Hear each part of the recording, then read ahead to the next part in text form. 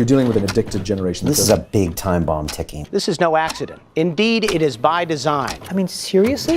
It was my mistake. I mean, I think we can all feel it. To try to make these products as addictive as 400% possible. spike in dopamine.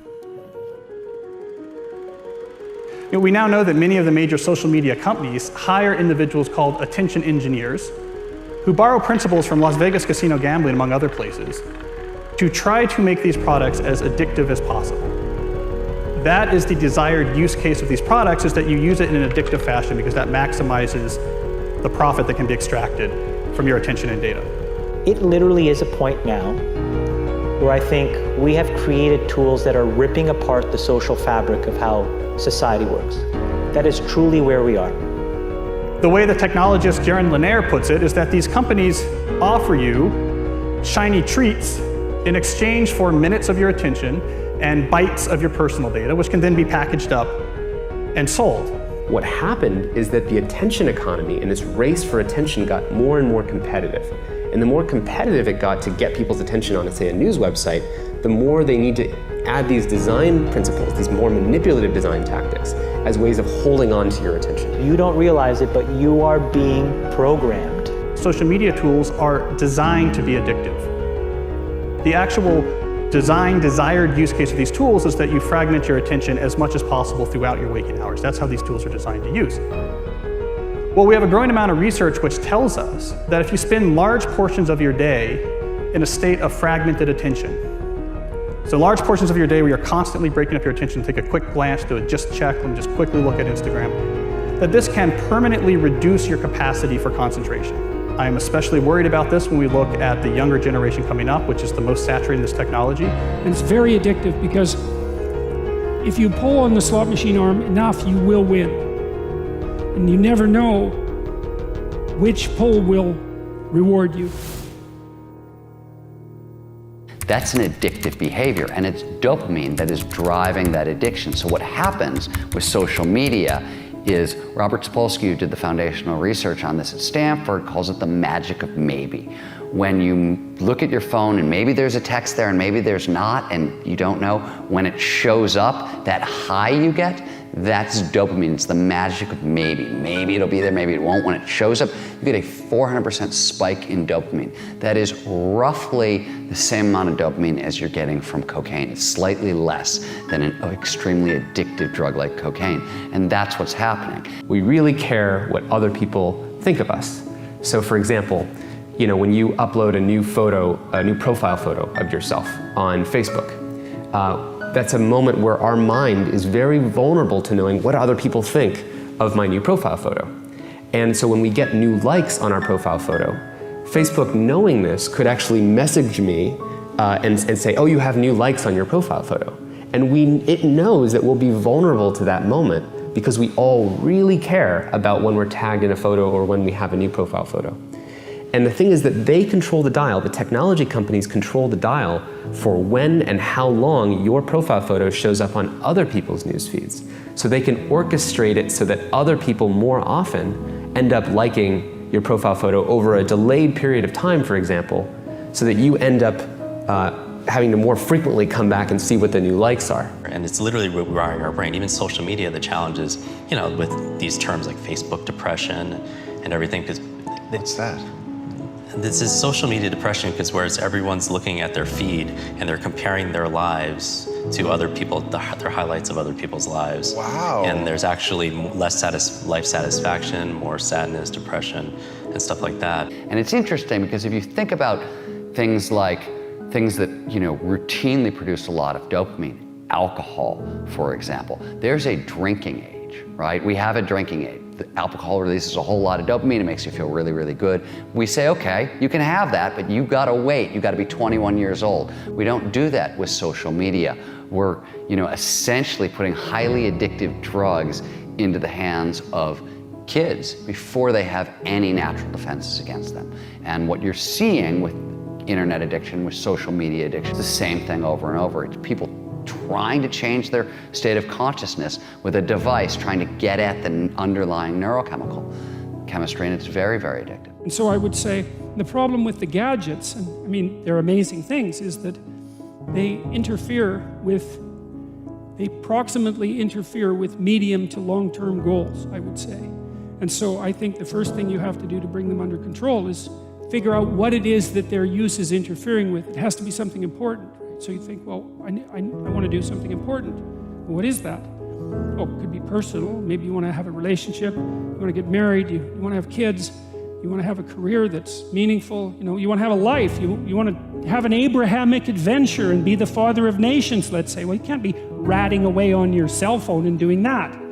And so I think part of it is to set your sights high and make a plan and figure out who you could be and see if obsessive utilization of smartphone fits into that vision of nobility.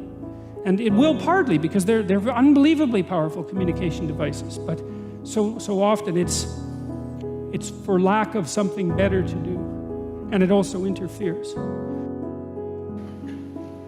Imagine like when you take that to the extreme, where bad actors can now manipulate large swaths of people to do anything you want.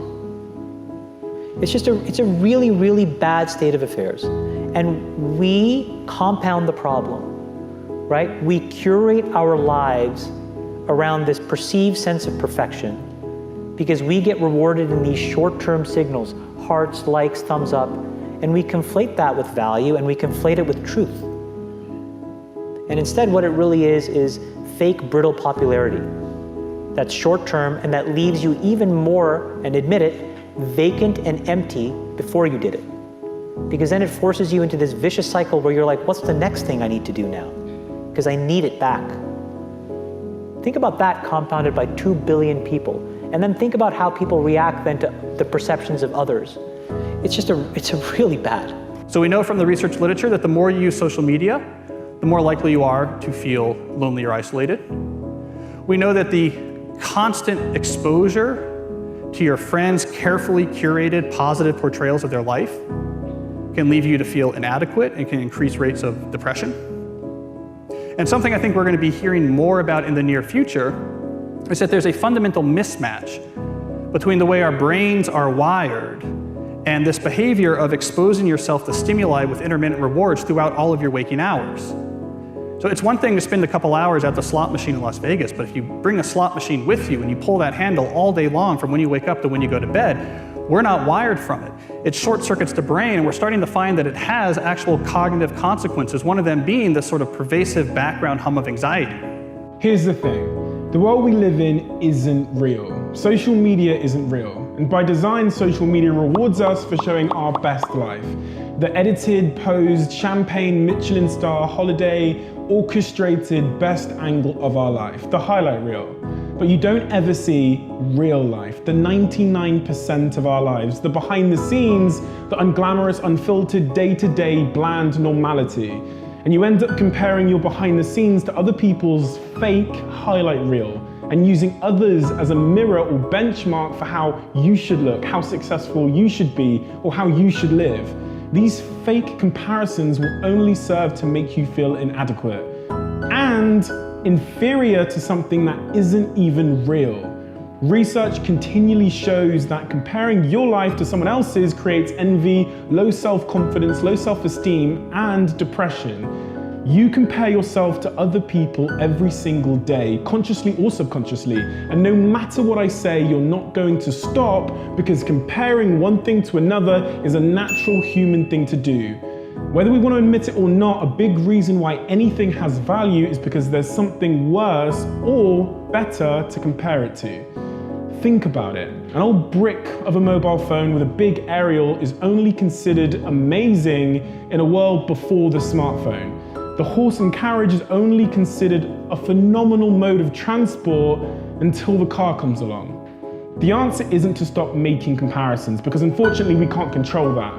But you have to change the object of your comparison from someone else to yourself. You have to measure yourself against yourself.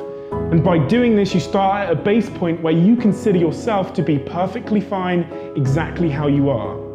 But it also is the most effective, motivating, and healthy way to work to improve yourself. You'll become your happier self when you stop putting pressure on yourself to be more like someone else, and when you start comparing real to real. We're in a really bad state of affairs right now, in my opinion. It is eroding the core foundations of how people behave by and between each other. And I don't have a good solution. You know, my solution is I just don't use these tools anymore. I haven't for years. It's created huge tension with my friends, huge tensions in my social circles.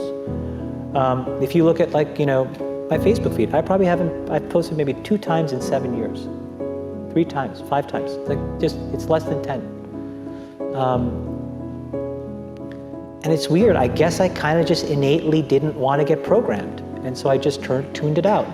But I didn't confront it. And now to see what's happening, it really bums me out. Back in the 1970s and the early 80s at Xerox PARC, when Steve Jobs first went over and saw the graphical user interface, the way people talked about computers and what computers were supposed to be was a bicycle for our minds. That here we are, you take a human being and they have a certain set of capacities and capabilities. And then you give them a bicycle and they can go to all these new distances. They're empowered to go to these brand new places and to do these new things, to have these new capacities.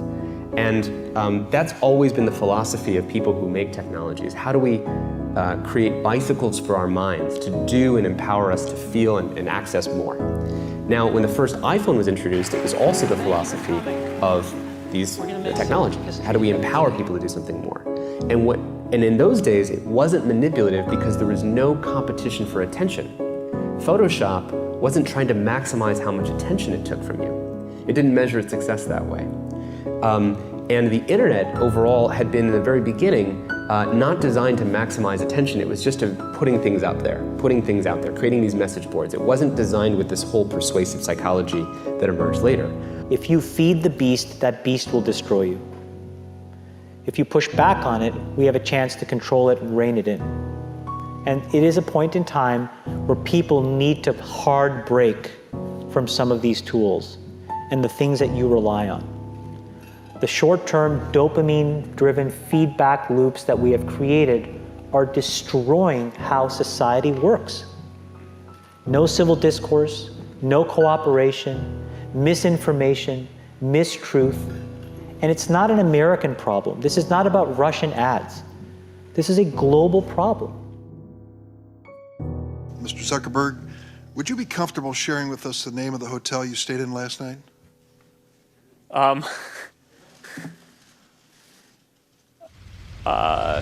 No.